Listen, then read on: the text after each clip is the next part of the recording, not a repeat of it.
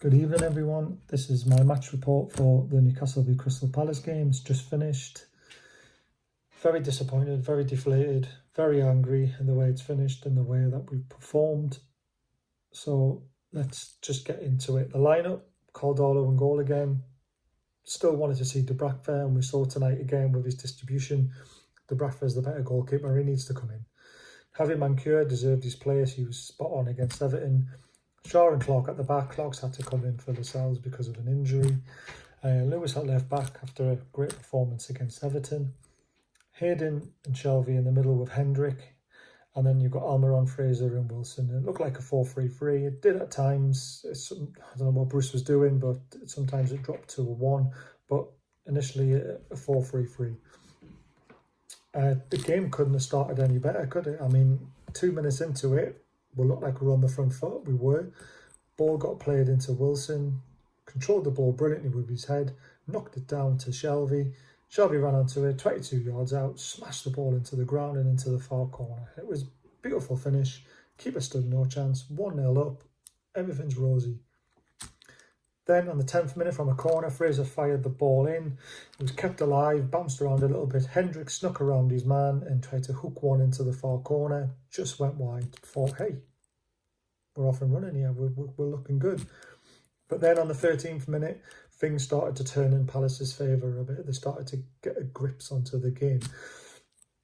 It was a real danger ball fired across towards Ayew, and if it wasn't for Lewis, who came around him at the last minute, great defending coming from left back to get into the centre of the box to be able to put a block in, and then that went out for a corner. So again on the 17th minute, there was great work from Almiron and Fraser. Fraser put a cross in, it got deflected, it went behind Wilson, but Wilson somehow with his fantastic scorpion kick managed to hook the ball goalwards, but again, just went over. Again, signs were good. Unfortunately, on 21 minutes, that's where it all turned completely on its head. Red Wild, how do you pronounce his name?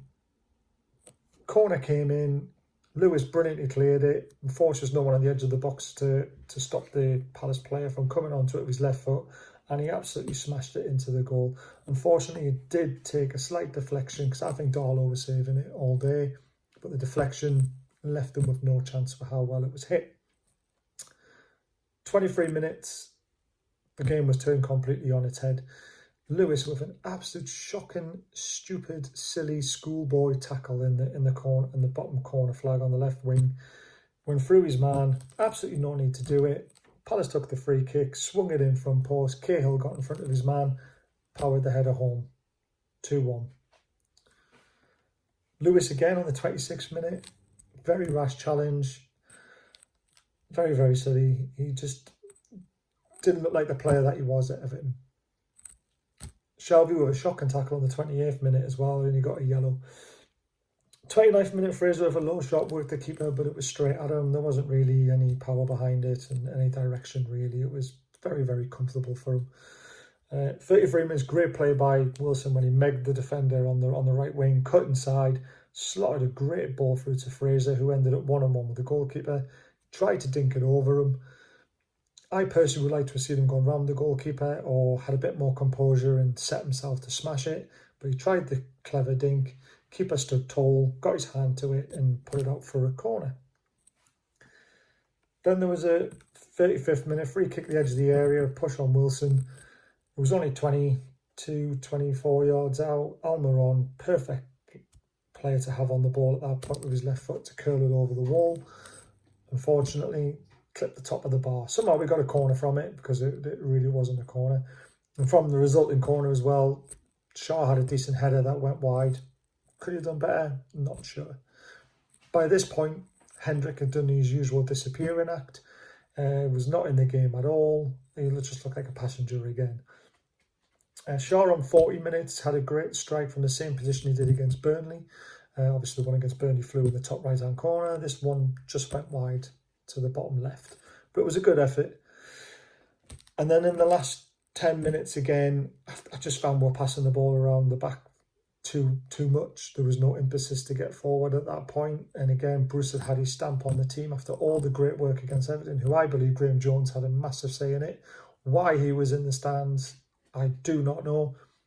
And if Steve Bruce is sent him to the stands because he feels inferior of him, Mike Ashley, listen up now, get Bruce out of this fucking club, because that is not on. The one man who could potentially save your takeover and save your valuation of our club, you need him on the touchline. And it was evident tonight that Steve Bruce was not up to it again. So, second half, 49 minutes into the game, Fraser wins a free kick, whipped in, cleared well, retrieved from the corner flag, cleared again.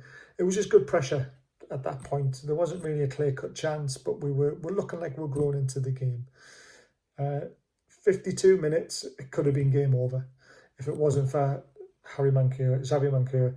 What a tackle on Saha on the halfway line. If he hadn't have put that challenge in, he was clean through one goal. And that would have been 3-1 and it would have been all over. What a recovering tackle. 63rd minute, Bruce actually makes a decent decision. Or if it was his decision, I don't know. But he took Hendrick off and brought ASM on.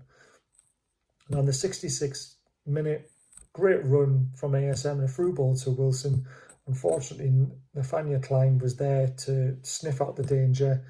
And it should have been a corner, but went out for a goal kick. Shelby had a great chance from a swinging ball with a header, which his header was wild. It went over the bar quite comfortably. 79 minutes, ASM literally flying, and Scott Dan somehow gets a block on it, a painful one by the looks of it, because ASM cut in from the left, cut between two defenders, flew past Nathaniel Klein like he wasn't there, unleashed a shot, smashed into Scott Dan. Unfortunately, that was the end of that. And then again, when we threw the ball into the box, it was Fraser at the time. He swung it into the back post. It was too loopy, but Wilson, what was he doing jumping into the goalkeeper like that? It just relieved the pressure off Palace. And again, it's just stupid fouls. And then there's not really much more else to talk about in the second half, is the shot. 83rd minute, had a long distance shot again, which was very poor decision. Should have looked at playing somebody else. Shelby, 86 minutes, miles out, has another poor effort. And then in the 90th minute, Palace should have wrapped it up. Townsend missed an open net from great play down the left wing, great cross. Should have hit the onion bag. I don't know how he missed.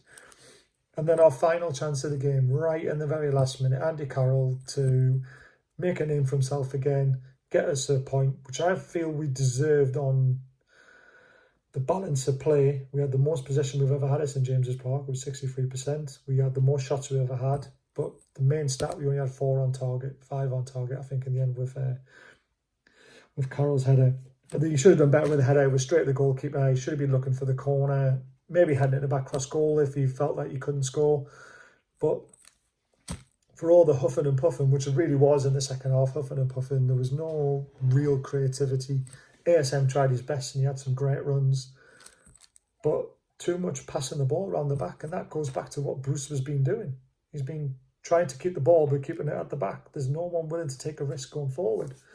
And this is why I believe Graham Jones has been sent to the stands, because he feels inferior to him and he doesn't want to lose his job. But I think after that performance, and even though it was better than what we're used to, it's still not good enough. It's a loss. And Steve Bruce doesn't know how to win football matches properly, does he?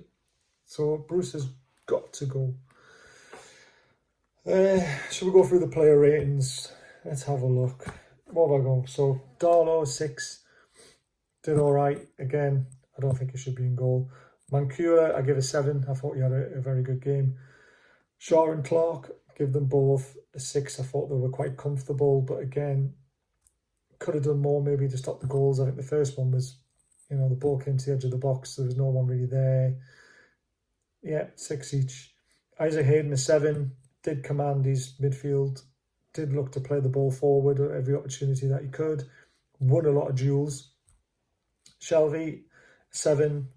Great goal. Played some lovely passes when he's higher up the pitch. Second half came far too deep for the ball. And again, I don't know if that's Bruce's fault, but that's what it felt like. It felt like Bruce has sat there, pass the ball around the back. Keep possession. But what's the point in doing that when you're 2-1 down? So Shelby, a 7. Hendrick, a 5. He had an alright sort of game in the first 20 minutes, but then he went missing and got dragged off. Almiron again, the bright spark from me from the very start to the finish. He always looked to go forward. He played some lovely passes. That free kick was so unlucky. A 7. Fraser again looked dangerous. Should have put his chance away for me though. A 6. Callum Wilson, man of the match with an 8. Did everything he could but score. Assisted with Shelby's goal, obviously.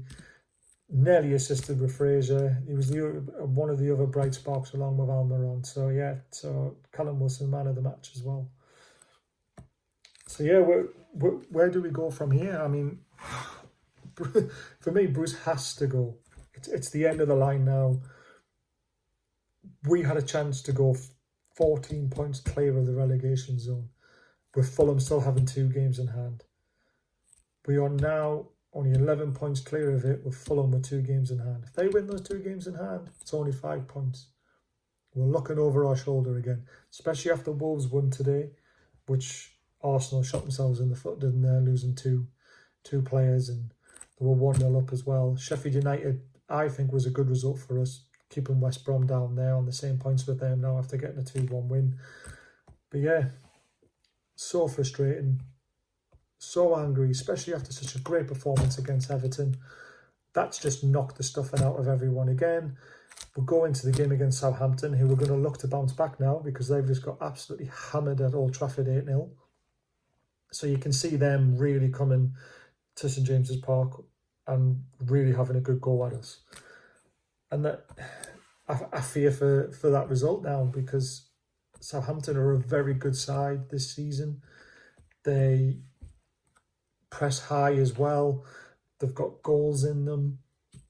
I really can't see us getting a point after that result tonight unless there's a managerial change and getting that emphasis of Everton back into the team again, pressing high all the time, not just for the first few 20 minutes of the game, 90 minutes of the game, pressing high, trying to play effective through ball passes.